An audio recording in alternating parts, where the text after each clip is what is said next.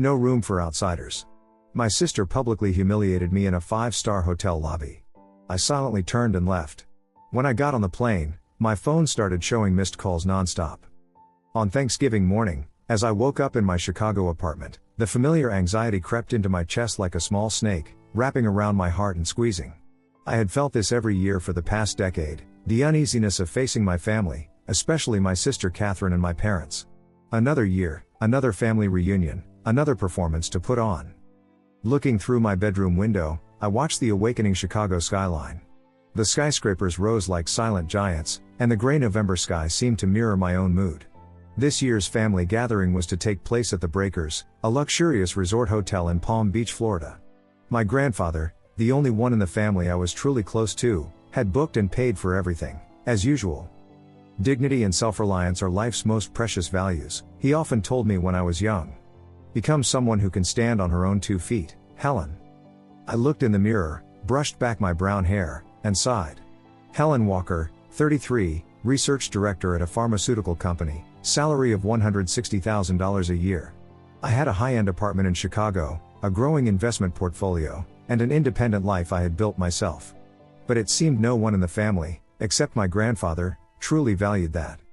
While checking my luggage one last time, I noticed my hands were slightly trembling. Inside my navy blue Rimowa suitcase, everything was neatly organized, simple but elegant clothes, mostly from brands like Theory and Vince, rather than the expensive designer items my sister liked to flaunt. I always prioritized quality and sustainability over flashy names, another lesson I'd learned from my grandfather. Vanity is for others, savings are for yourself, he would say.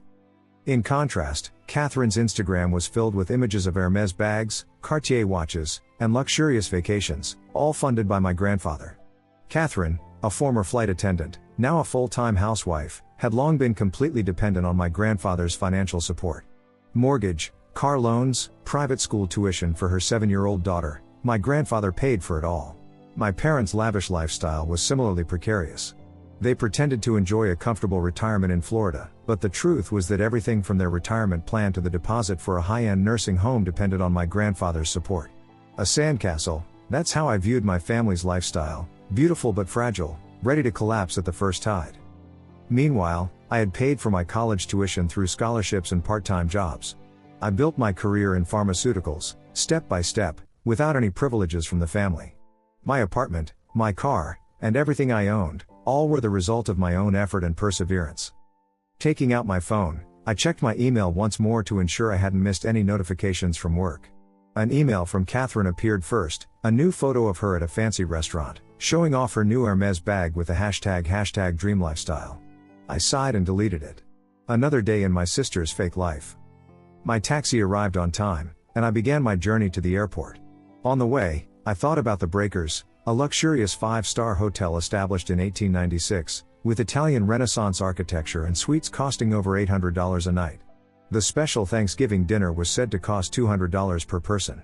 No matter how enchanting the setting, the reality of my family remained fragile and distorted. And this year, I had a feeling those distortions were about to reach a breaking point. From O'Hare International Airport, I boarded my flight to Palm Beach. Throughout the flight, I tried to focus on the behavioral economics book in my hands, but my mind kept returning to memories from previous family reunions, my mother's condescending looks, my father's indifference, and Catherine's endless boasting. "Are you heading to Palm Beach for Thanksgiving?" the woman sitting next to me asked, breaking my train of thought. "Yes, I'm meeting family at the Breakers," I replied. "Oh, wonderful. The Breakers is one of the most beautiful hotels in Florida. You're so lucky." I smiled slightly and nodded. If she knew the truth behind this lucky trip, she probably wouldn't think so. Lucky? Not exactly. It was the price I paid for maintaining family peace, a fragile and artificial peace. As the plane landed in Palm Beach, I had mentally prepared myself for what was coming. Just 3 days, I told myself. You can get through 3 days. From the airport, I took a taxi to the Breakers. Through the car window, the gentle Florida sunshine shone down, creating a perfect contrast to Chicago's cold weather. As the car approached the hotel, I admired its magnificent panorama, a grand mansion in Italian Renaissance style situated on the Atlantic Ocean shore, with meticulously maintained gardens and soaring bell towers. My grandfather had impeccable taste, if nothing else. "We've arrived, miss," the driver announced as we stopped at the main entrance. "Thank you, "Sir," I replied, giving him a generous tip. Money wasn't an issue for me, but how I used it reflected my values.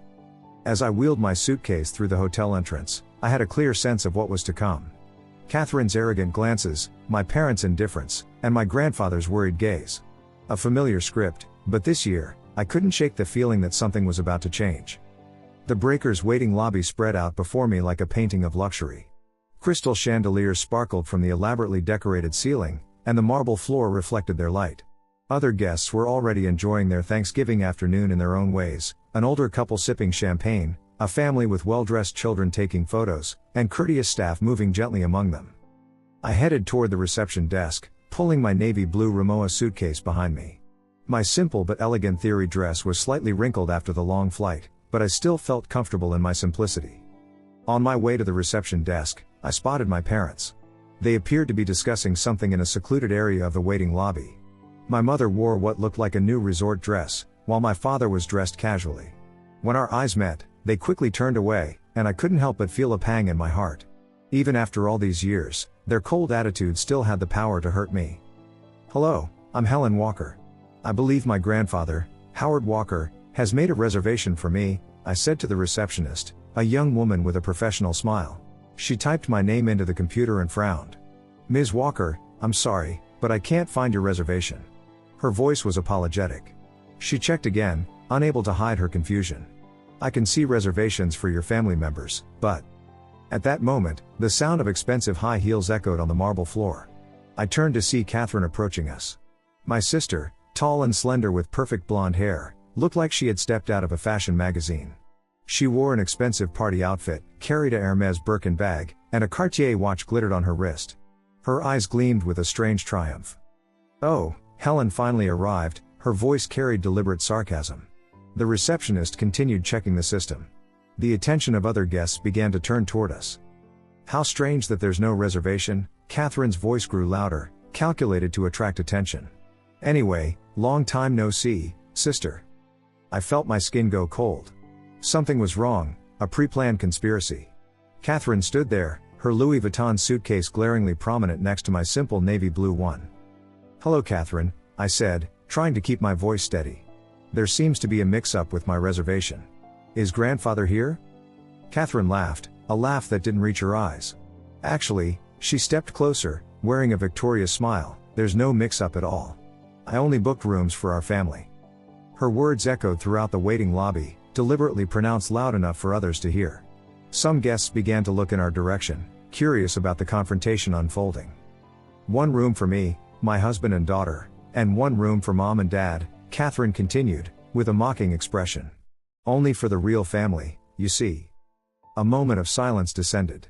The receptionist was frozen, and my parents, I noticed from the corner of my eye, turned away even further, as if they didn't want to be associated with this situation. The air around me seemed to freeze. I felt all eyes in the room turned toward me. "No room for outsiders," Catherine repeated, each word a small knife plunging into my heart. In a flash, I considered my response. I could get angry, create a scene, return the insults, but what would that achieve? I took a slow, deep breath, allowing a calmness I didn't know I possessed, to spread throughout my body. "I understand, so I'll go." My voice was calmer than I expected. Maybe it was the shock, or perhaps it was due to a sense of release that I hadn't yet realized was rising within me. Adjusting my grip on the suitcase handle, I politely nodded to the receptionist, who looked like she wanted to crawl under the desk out of embarrassment. "Thank you for your help," I said, before turning away. Taking out my smartphone, I opened the taxi app, my hands surprisingly steady. A flood of emotions tried to surge within me, anger, hurt, betrayal, but I pushed them down, focusing on each step, each breath. "Wait," Catherine's voice rose slightly, perhaps confused by my calm reaction. What had she expected? That I would cry, beg, plead in front of strangers? But I was already preparing to leave the lobby. Sensing the sympathetic gaze of the receptionist, I started walking toward the entrance. My sister, though surprised at this unexpected development, still maintained her triumphant expression. My parents stood awkwardly motionless, not daring to intervene. Only the sound of my footsteps echoed through the silent lobby. The afternoon sunlight streaming through the main entrance seemed strangely bright, as if welcoming me into a new world. I stepped outside and breathed in the warm Florida air, for the first time not feeling as heavy as usual. While waiting for the taxi, the palm trees swayed in the pleasant breeze.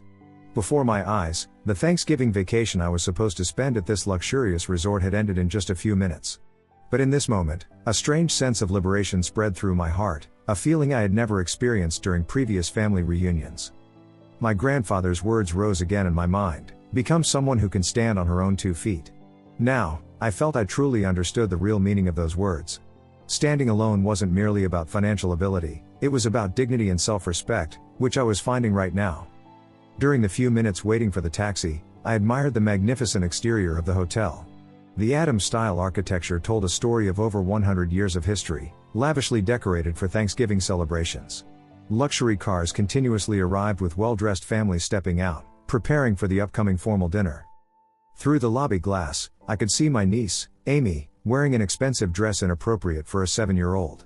She was fidgeting behind her mother, perhaps wondering what had just happened. Usually, I would bring her a gift. This year, I had prepared an elegant pearl hair clip. It remained beautifully wrapped in my suitcase, waiting for a niece I might not see again for a long time.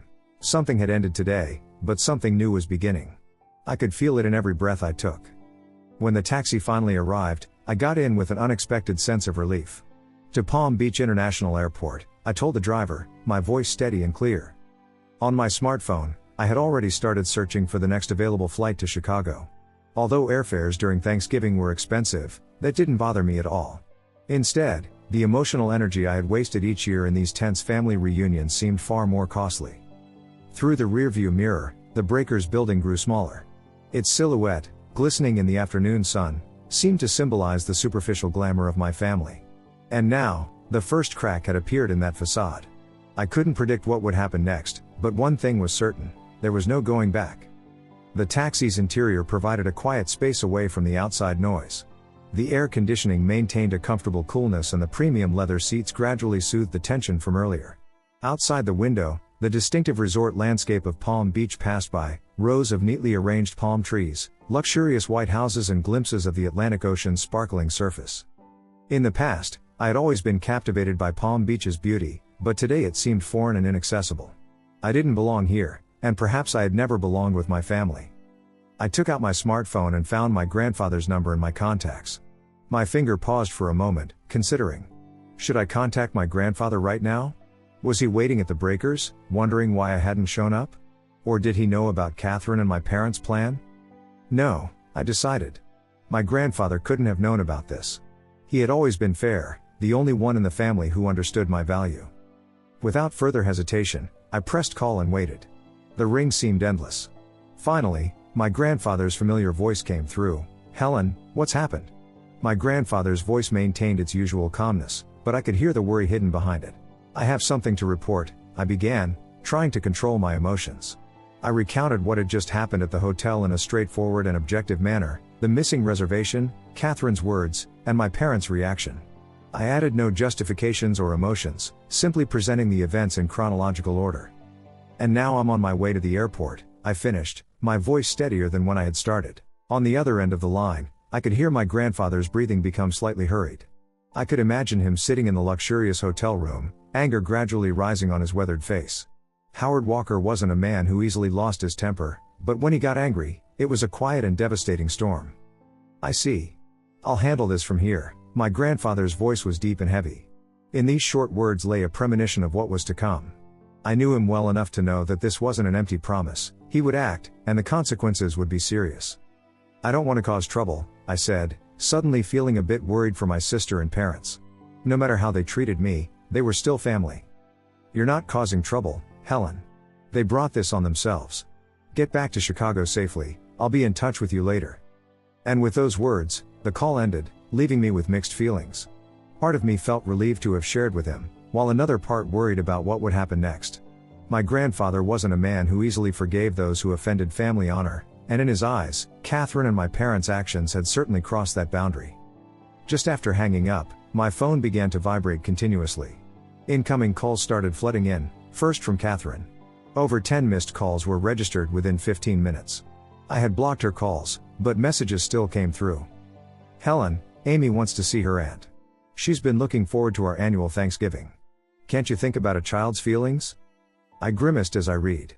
Catherine was using her daughter as a shield, a tool to manipulate me. This was shameful. The next message was almost ridiculous. Your friends are coming to dinner tonight. I've planned to post perfect family Thanksgiving on Instagram. Do you know how embarrassing it will be to explain this situation? I snorted. That was Catherine, always concerned about maintaining a perfect image on social media, even when reality was completely different. I deleted the message and paid attention to the scenery outside, the picture-perfect beaches of Palm Beach receding in the distance. Between Catherine's calls, emails from my parents began to arrive. Their content was unsurprising, but still painful. We could have added another room, but as Catherine said, we prioritize real family. You're independent, aren't you? My mother's email reflected years of coldness.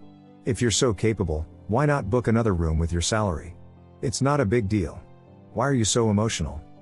The next email even included malicious calculations, suggesting that with my $160,000 salary, I could easily afford my own room at the Breakers.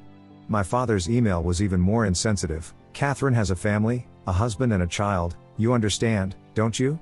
Couldn't you just quietly endure it for Thanksgiving? That's always been your problem, thinking only about yourself, never about family. My mother continued with a tone that made me seem like the villain. We had planned everything for social media posts. We were supposed to take cute photos of you and Amy. It's all ruined now. My chest tightened with each message I read, but these were words I should have long been accustomed to. Since childhood, my sister and I had always been treated with the same kind of discrimination. Catherine was pampered and indulged, while I, the obedient, hardworking child, was neglected and dismissed. I recalled my college years, when I received a full scholarship to an Ivy League school. While most parents would have been incredibly proud, mine only attended my graduation out of social obligation and spent most of the time talking about Catherine's European study tour. Their favoritism was never subtle. As the taxi neared the airport, a new wave of messages arrived. Because of your selfishness, Amy is crying. She's been waiting so long to see her aunt, my sister continued, using her daughter as a moral shield until the last minute, trying to make me feel guilty. Behind it, I could only see vanity and pride. From Mom, more sarcastic emails came. Poor Catherine, if you knew how desperate she is about Amy's future. You wouldn't understand, but children's education requires money. Ironically, the intention of these emails was to make me feel bad, but instead, they reinforced my decision. I didn't need to endure this anymore. I didn't need to be part of this family charade anymore. At a time like this, I felt no need to respond. If anything, I felt grateful that they had shown their true colors so blatantly. I had just turned off my phone when the taxi stopped in front of the airport terminal. I paid the driver, thanked him, and stepped out with a new determination. Inside the airport, I quickly booked a ticket for the next flight to Chicago, even though the fare was double the normal price. Just before reaching the gate, an email arrived from my grandfather. I'm proud of your decision. I understand everything. At these words, my eyes momentarily welled up with tears. However, these weren't tears of sadness, but of a quiet determination marking the beginning of a new chapter. My smartphone was still receiving persistent incoming calls, anxious messages from my sister saying answer the phone now, accusatory emails from my parents proclaiming your selfishness is tearing the family apart, but I had reached a place where no one could touch my inner voice. About 30 minutes after boarding the plane to Chicago, a new email arrived from my grandfather. All family members were included on the recipient list. Here is my final decision being announced. The email began in my grandfather's characteristic solemn style. I read each word with increasing attention, a chill running down my spine. Today, on Thanksgiving, an incident occurred that caused serious damage to our family's dignity. The cruel treatment of Helen is an offense to the Walker family name and is unacceptable under any circumstances. Effective immediately, I am freezing all financial support for George, Margaret, and Catherine. I must remind you that your luxurious lifestyle is entirely dependent on my support. Those who have lost the essence of family, immersed in vanity and pretense, are no longer eligible for that privilege. I took a deep breath, trying to grasp the full meaning of these words. My grandfather had just cut off all financial resources for my parents and Catherine. No money for house mortgages, no money for Amy's private school tuition, no money for luxury bags and watches. Nothing. Part of me felt alarmed at this extreme action. I had never wanted to cause a financial crisis for my family. But another part, the part that had been hurt for too long, felt a bit of satisfaction in seeing justice finally served. As soon as I finished reading the email, my phone started ringing continuously. Calls from my sister, one after another, displaying her clear state of panic. Helen, please answer the phone, convince Grandpa. The messages left on voicemail captured my sister's voice in absolute panic. Clearly, her life would become unsustainable without the monthly payments. All her living expenses had been structured around my grandfather's monthly support of $30,000, an amount I couldn't imagine spending monthly, even with my good salary. Emails from my parents also flooded in. Their previous arrogant attitude had disappeared, replaced by desperate pleas. "Helen, this is about Mom and Dad's retirement. Can you talk to grandfather again? The $150,000 deposit for the luxury nursing home they had reserved would be lost and their health insurance subsidies would stop." My parents seemed to be panicking at the reality that their retirement stability was collapsing in an instant. "Do something. He'll listen if it's you, won't he?" My mother's email contained unfamiliar apologetic words. "I'm so sorry for saying such terrible things earlier, but this is a family crisis." Looking at these words, I felt a deep fatigue seeping into my very bones. They weren't apologizing for treating me badly, they were apologizing because their actions had consequences. They weren't remorseful, they were just afraid. I quietly turned off my smartphone. A vast sea of clouds spread out beyond the window, the evening sunlight shining through, creating a peaceful picture that contrasted completely with the emotional storm happening within me. The perfect family Thanksgiving photos that had been posted on social media each year wouldn't be uploaded this year. For Catherine, that might be an even bigger blow than the financial impact.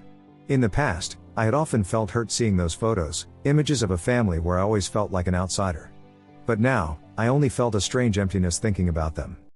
The plane was heading straight for Chicago without turbulence. The passenger next to me seemed to be contemplating Thanksgiving dinner preparations, browsing recipes on their smartphone. Some part of me longed for that normality, a Thanksgiving without worrying about complicated family scenarios. I thought about my plans once I got back to Chicago. A Thanksgiving dinner alone, perhaps? Not ideal, but certainly better than dinner at the Breakers with contemptuous looks and uncomfortable tension. Maybe I would call a friend or colleague, perhaps someone also alone on this holiday. A feeling of sadness rose in me for the first time since the incident at the hotel. This wasn't how I had imagined my Thanksgiving would unfold.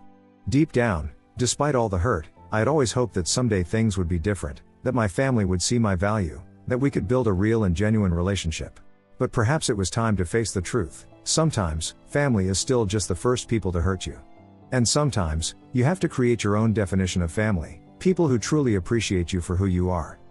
As the plane descended toward Chicago, I decided that this would be a new beginning for me. No more tense family reunions, no more futile efforts to gain recognition from people who were never ready to give it to me. From now on, I would focus on building my own life, with people who truly cared about me. After landing, when I connected to the Wi-Fi at my Chicago home, there were over 100 unread messages. Most were from my sister, their content becoming increasingly frantic. What am I supposed to do now? I won't be able to pay the loans. What about Amy's tuition? Emails from my parents also became more serious. We may not be able to get the nursing home deposit back. What are we supposed to do now? Mom can't sleep at night thinking about health insurance. However, what attracted the most attention was my grandfather's final notice sent to all family members. This measure is irreversible. Consider it the consequence of your own actions. Any objections to my decision will lead to the termination of all remaining support. I calmly read through the incoming messages. Their previous arrogant attitude had completely changed to desperate pleas. Never had the true nature of each family member been revealed so clearly. Putting down my smartphone, I made tea in my quiet apartment's kitchen. By this time, I would normally be enjoying the hotel's luxurious dinner, a special Thanksgiving meal worth $200 per person. Recalling that amount made me smile slightly. Each year, my sister's family had posted about this lavish dinner on social media, but in reality, they couldn't even afford to pay their monthly credit card bills. A new call came in, this time from my sister's husband. Mixed with panic and confusion was criticism of his wife's spending habits. "Helen, I don't know what happened at the hotel, but everything has changed completely. Catherine just cries and screams when she reads Grandpa's email. She says we'll lose everything." It seemed that cracks were beginning to appear in their marriage. He continued, his voice trembling, "I discovered hidden debts that she had concealed. I'm shocked by the credit card bills. We can't maintain this lifestyle anymore. With Grandpa's support cut off, Catherine doesn't know what to do. We're looking at moving to a cheaper house, finding public schools for Amy. Catherine cries every night." His voice mixed with exhaustion and resignation. I felt some sympathy for him. Catherine's husband had always been a kind, hard-working man who had been dragged into his wife's excessive spending spiral. Now, He would have to face the harsh reality. "I'm sorry about your situation," I said sincerely. "But I can't help. This is Grandpa's decision, and I have no influence over it." "I understand," he sighed. "Maybe. This is a good start. Catherine needs to learn to live realistically. We've been living beyond our means for too long." After hanging up, I looked out the window, admiring the Chicago skyline gradually lighting up as night fell. My life remained peaceful. I would go to work at 8 a.m. on Monday and return home at 6 p.m., continue my research work, continue living within my means, and build a meaningful life based on real values. Vanity brings temporary satisfaction. Saving brings lifelong peace. The weight of my grandfather's words was now being deeply felt by the entire family. While my parents worried about retirement and security, and my sister struggled with debt repayment, I simply continued my normal life. None of them ever thought that oppressing me for years would have consequences. They had become too accustomed to me silently enduring everything. I wondered if they would ever truly understand the value of the money my grandfather had provided them. Perhaps this was the lesson they needed to grow. 2 weeks after Thanksgiving, in early December, Chicago was covered in the first snow. I stood by the window of my office at the pharmaceutical company, watching the snowflakes gently falling outside. The quietness of the scene reflected my state of mind, a peace I rarely felt during the holidays. The days passed immersed in new projects at the laboratory. While I focused on work, my family's situation had undergone major changes. These changes were first noticed on social media, or more precisely, by its sudden absence. My sister's Instagram, which was updated almost daily, suddenly went silent. Her last post was from the day before Thanksgiving, a photo of her Hermes bag at an upscale restaurant, tagged #DreamLifestyle. The comments saying "life is so wonderful now" seemed painfully ironic. An email from Dad finally showed genuine remorse.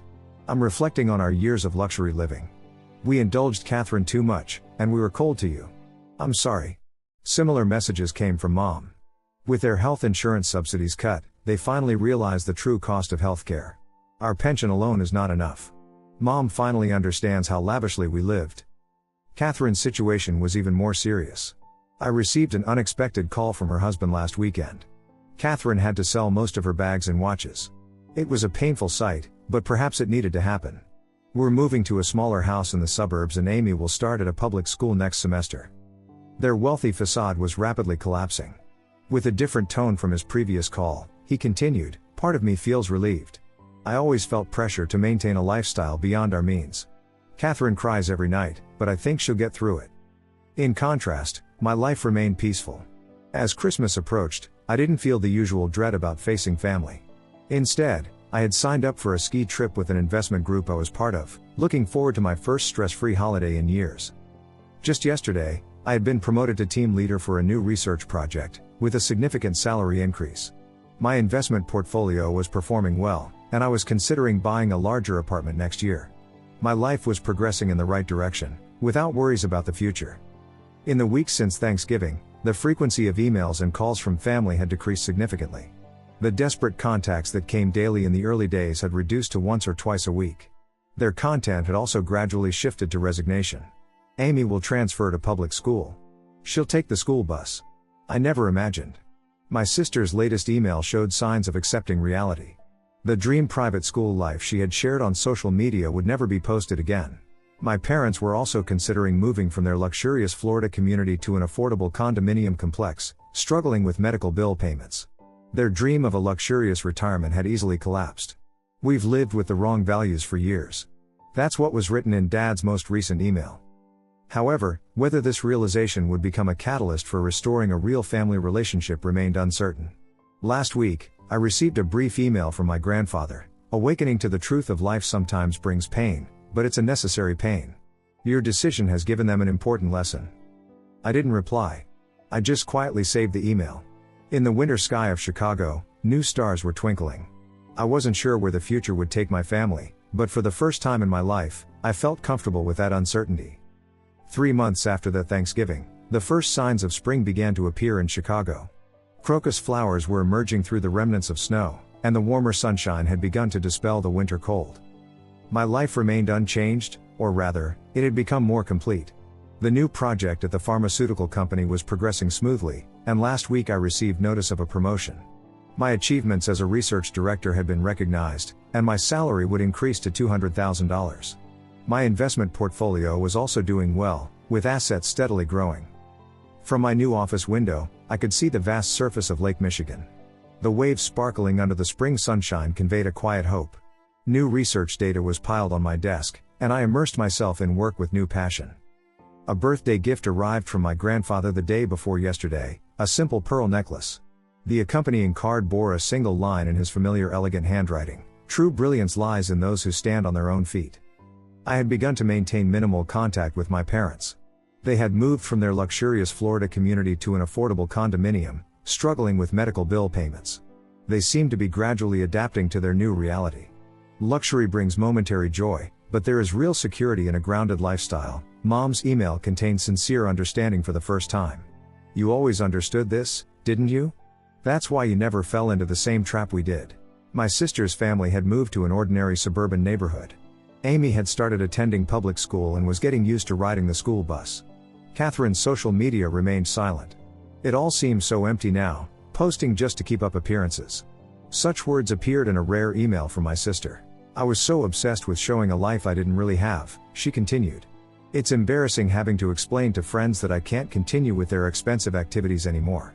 But it's also surprising how many people have been more understanding and supportive than I thought." Their marriage remained strained, but her husband had told me they were trying to work together. "Sometimes a crisis like this makes you see what really matters," he said.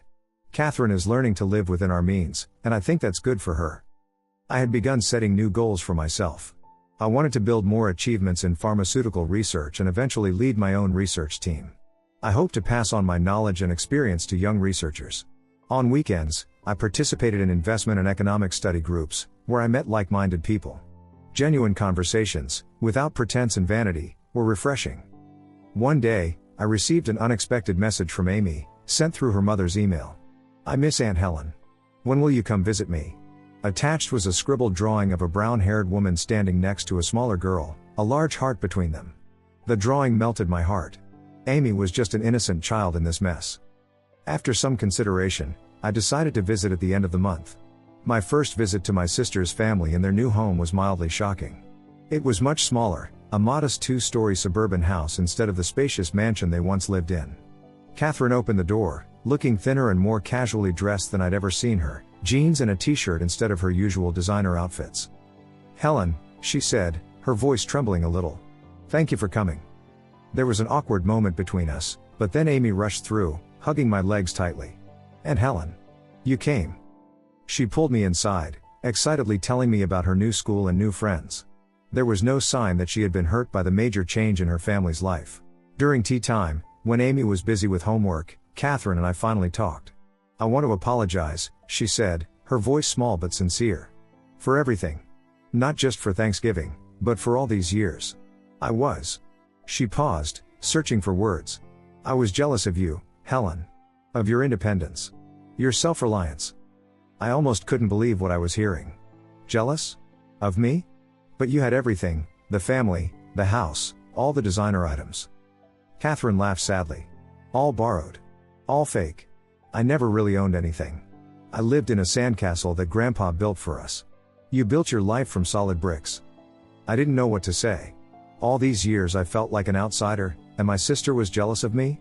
It seemed we had both looked at each other's lives with wrong impressions. "Things will be okay, Catherine," I finally said. "You can rebuild. You're young, you have Amy and your husband. You have a chance to start over." "That's what I'm hoping," she said. Losing Grandpa's financial support was a huge shock, but maybe it's what I needed. What we both needed.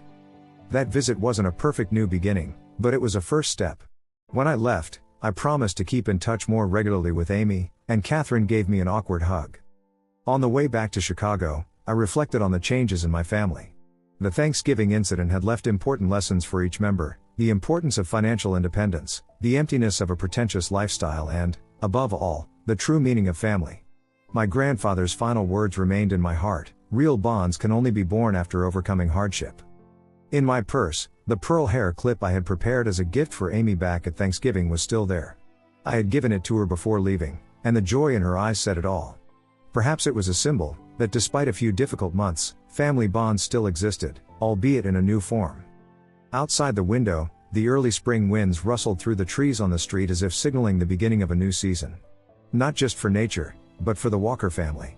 As my taxi approached my Chicago apartment, I realized that my decision to walk out of the hotel on that Thanksgiving day wasn't just about leaving a place, it was about stepping into my real life, no longer in the shadow of my family. No room for outsiders, Catherine had said on that fateful day.